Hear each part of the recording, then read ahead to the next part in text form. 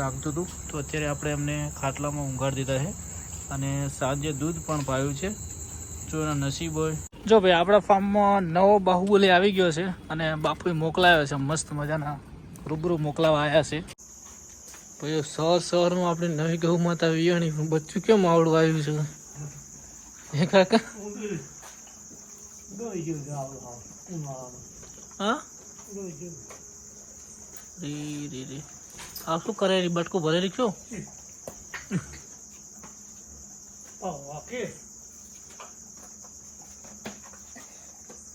અલ્યા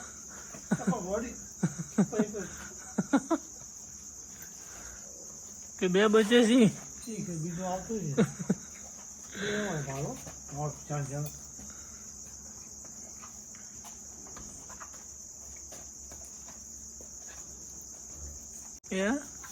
કાચું આવી ગયું કાકા મહિના તો ગાડી છે હાલ થોડી સટવી આપણે હેરાન થઈ ને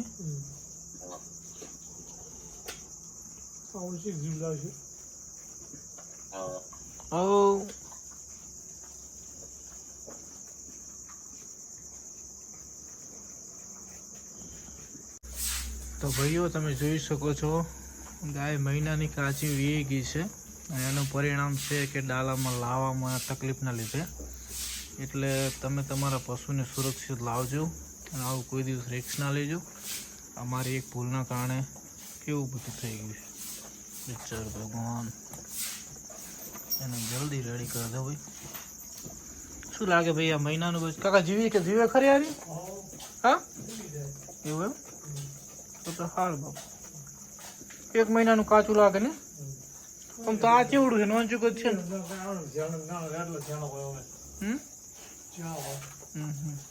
વાળ નથી આયા.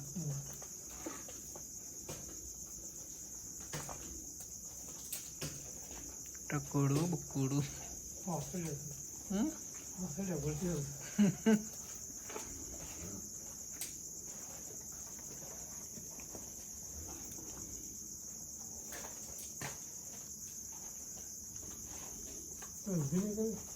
તો ભાઈઓ ગૌ માતાનું બચ્ચું નાનું છે એટલે બારે બોધો કદાચ ઊભું થવું હોય તો થઈ જાય.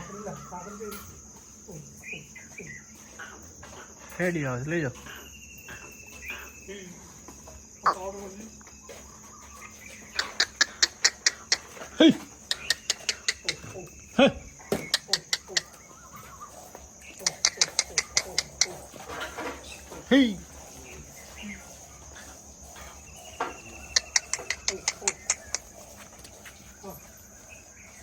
હા માં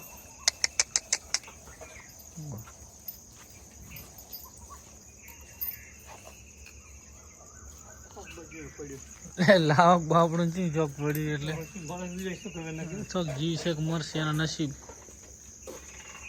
એનો હક છે પૂરેપૂરો જ્યાં સુધી એનામાં ભગવાને ના પતિ જાય લે આવું છું બોલો કાકા થાય થાય ભગવાન જાય ચકોડો બાપડો નસીબદાર હશે તો કોને ખબર.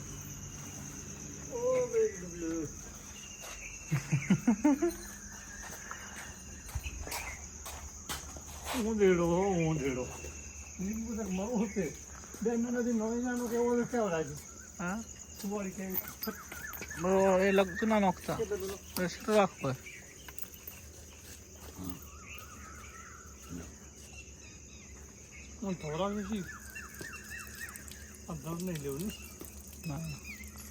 ધવરાવાની દવા ઊભું થાય બસ બધું કરશે. એને સુસ્તી આવી જાય તો ઊભી તો સારું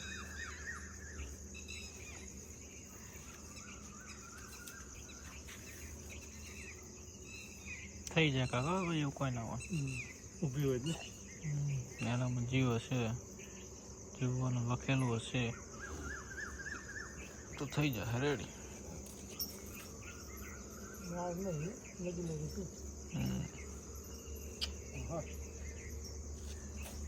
તો ગુડ મોર્નિંગ દોસ્તો, જય ગૌ માતા જય ગોપાલ. ગૌ માતાનું બચ્ચું બહુ કાઠી પરિસ્થિતિ છે. મને નહીં લાગતું કે જીવી શકે, કેમ કે યાર બહુ જ નાજુક છે. ભગવાન એને જલ્દી મસ્ત કરી દે એવી પ્રાર્થના. કેમ કે ગૌમાં તો એકદમ સ્વસ્થ છે, પણ બચ્ચાને શું થયું છે લગભગ મારા ખ્યાલ પ્રમાણે 8 મહિના થયા હોય એવું લાગે છે. 1 મહિનાની કાચી ગૌ માતાએ બચ્ચું આપી દીધું છે. તો ભાઈઓ જલ્દી રેડી થઈ જાય એવી ભગવાનની પ્રાર્થના. ખૂબ ગણતરી સારી હતી કે મસ્ત મજાનું બચ્ચું આવશે, ગૌ માતા શાંતિથી. આમાં પણ બધું ઊંધું પડ્યું છે. હસ્યાડો ભાઈ, કિસ્મતમાં જે લખેલું હોય મળે, એમાં કોઈ એનો જોગ બદલી શકતો નહીં. પણ તમે મિત્રો ધ્યાન રાખજો, ગૌ માતા લાવો કે ભેંસ લાવો, કોઈ પણ પશુ લાવો તો જાતે લેવા જજો. અને આવી રીતના કોઈ પ્રોબ્લેમ ના થાય. અને ભાઈ એવું ના બની શકે એમાં કોઈ પ્રોબ્લેમ ના થયો અને કુદરતી પણ એવું થઈ શકે તો આપણે કોઈને દોષ પણ ના અપાય. પણ હવે જે બનવાનું તો બની ગયું, બચ્ચું મસ્ત થઈ જાય તો બધું સારી વસ્તુ છે ભાઈઓ. તો હેલો દોસ્તો, કેમ છો બધા? મજામાં? આજના બ્લોગમાં તમારું બધાનું સ્વાગત છે. અને પશુપાલન એક વસ્તુ એવી છે ને કે ક્યારે શું બની જાય ને એનો કોઈ જ આઈડિયા હોતો નહીં. રાત્રે અચાનક પગર ખોવાઈ ગઈ, પગર મળી, સુખ શાંતિ રાતે ઊંઘ્યો ને સવારમાં દોવા આવ્યો એટલે આવું થયું. હશે હડો ભાઈ. તો મિત્રો મળીએ થોડી ક્ષણોમાં. હવે ગૌ માતાને એક ટ્રાય કરીએ. ડૉક્ટર સંદીપ પટેલને હું ફોન કરું છું, બધી વિગતવાર માહિતી લઈ લઈએ શું થશે શું ના થાય. તો તમે બધા પ્રાર્થના કરજો અને મસ્ત મજાનું બચ્ચું એક્ટિવ થઈ જાય રેડી. તો એને બચ્ચાને દૂધ પાવાનો પણ ટ્રાય આપણે કરશું ભાઈઓ. તો મળીએ થોડી ક્ષણો. હે ટીલું મચક્કુ જલ્દી સ્વસ્થ થઈ જાય બગો. તું ભગવાને તને કેમ આવું નાનું નાનું મૂક્યું યાર? હે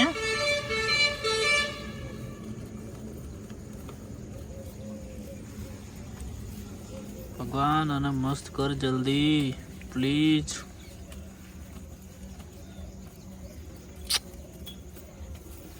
ભાઈ એને એક વાળ નથી શરીરમાં, બચારું બહુ જ નાનું છે.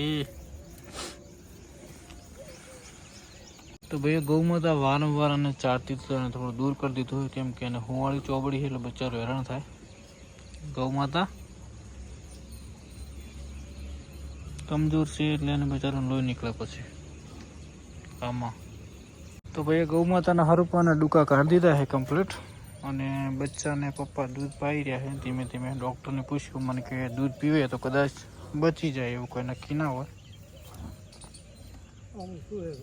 હા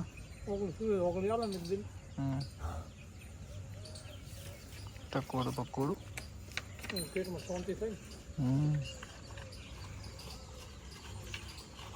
તો ભાઈઓ અમારે સખ્તાભાઈ ડૉક્ટર આવી ગયા છે અને એમના અનુભવ પ્રમાણે સખ્તોભાઈ પપ્પા એમ કહે છે કે આ બચ્ચાને લઈ લો શેટો સાઈડમાં અને સારી જગ્યાએ મસ્ત કોથળો પાથરીને દૂધ બૂધ પાવો અને પેલા બચ્ચાના માથે મેલ સોપડી અને એની સાથે રહી શકતા ભાઈ.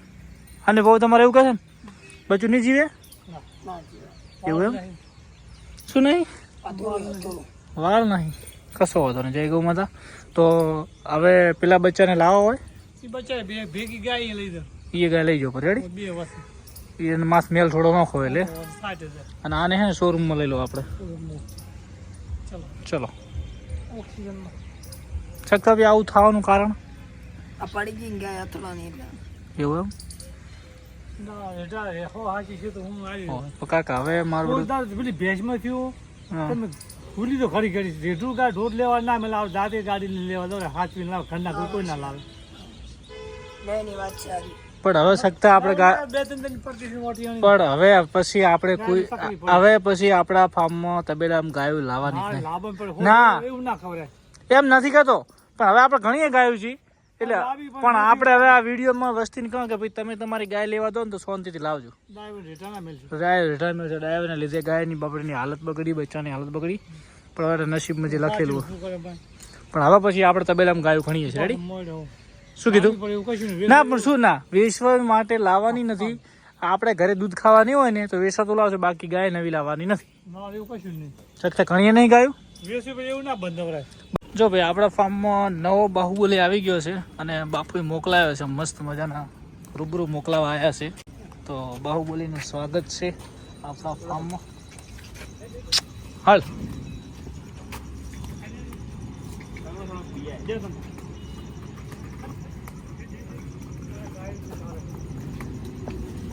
જય ગૌ માતા, જય બાહુબલી.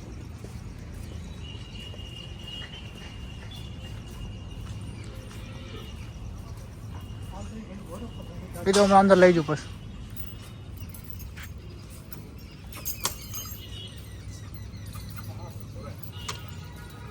એને અમે ખુલ્લો જ રાખશો.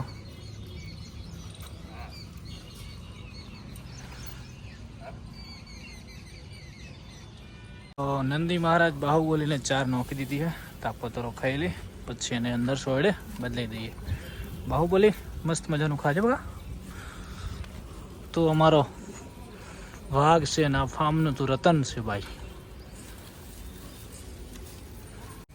અબ બાહુબલી તું તો આજ ખાવા જ પડ્યો છે.